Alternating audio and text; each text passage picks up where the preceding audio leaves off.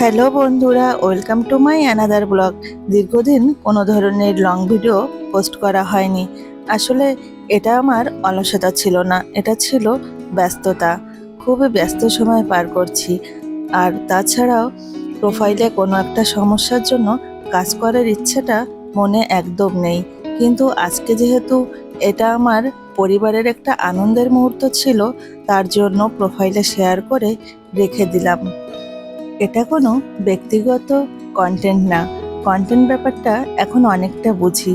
আচ্ছা, যাক সেসব কথা। সবাই আমরা রেডি হয়ে নিয়েছি।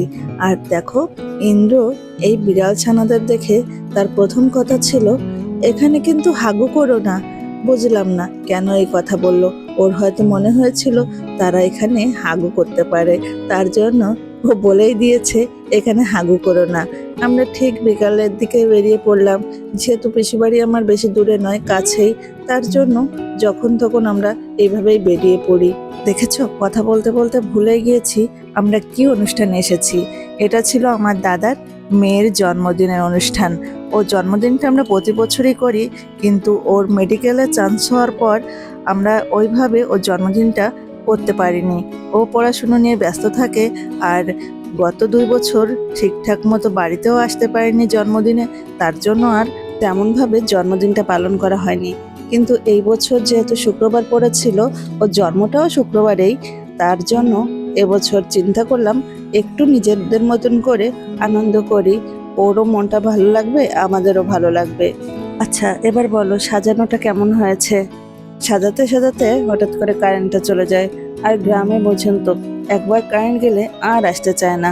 তাই কারেন্ট আসার পর আমরা কয়েকটা ছবি তুললাম, তারপর একটু নিজেদের মতো আনন্দ করলাম। আর তারপর চলে এলো কেক কাটার সময়। আর এই কেক কাটার সময়টাই আমি ভিডিও নিতে ভুলে গিয়েছিলাম।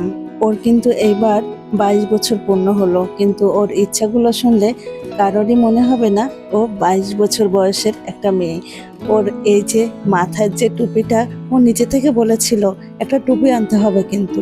আর ওর জন্মদিনে আমাদের পক্ষ থেকে গিফট হিসেবে ছিল এই সুন্দর কেকটা। ওর যেহেতু চকলেট কেক পছন্দ, তার জন্য চকলেট কেকটাই নেওয়া হয়েছে। আর এখন সবাই একে একে ওর পাশে গিয়ে দাঁড়িয়ে অনেকগুলো ছবি তুলে নিল। আর কেক কাটার পর সবাই একে একে ওকে কেক খাওয়ালো। আর ইন্দ্র সকাল থেকে অনেক খুশি ছিল, কারণ সে মামা বাড়ি যেতে খুব পছন্দ করে। আর তারপরে তার দিদি ভাইয়ের, প্রিয় দিদি ভাইয়ের জন্মদিন বলে কথা। আর এবার আশীর্বাদ করার পালা। এই যে বৌদি প্রথমে আশীর্বাদ করে নিল, এরপর এক এক করে সবাই আশীর্বাদটা সেরে নিল। আর এবার খাওয়া দাওয়ার পালা। যেহেতু আমরা রাতে খাওয়া দাওয়াটা ওইখানেই করব, তার জন্য বৌদি দিনের বেলায় সব রান্না করে রেখেছিল। কিন্তু রান্না তাড়াতাড়ি করলে কি হবে, সেই সবাই মিলে আনন্দ করতে করতে কখন যেন দেরি হয়ে গেল। কথা বলতে বলতে ভুলে গেলাম বলতে, সবাই আমাদের মেয়েটার জন্য আশীর্বাদ করো, ও যেন জীবনে অনেক বড় হতে পারে। এবার আমাদের খাওয়া দাওয়ার পালা।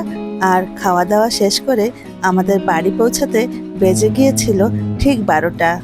আর আজ তাহলে এখানেই বিদায় নিচ্ছি। সবাই ভালো থাকবে, সুস্থ থাকবে। আর আমার ভিডিও যদি কারো পছন্দ হয়ে থাকে, তাহলে প্লিজ একটু লাইক কমেন্ট করে যাবে। দেখা হবে অন্য কোনো ভিডিওতে। টাটা।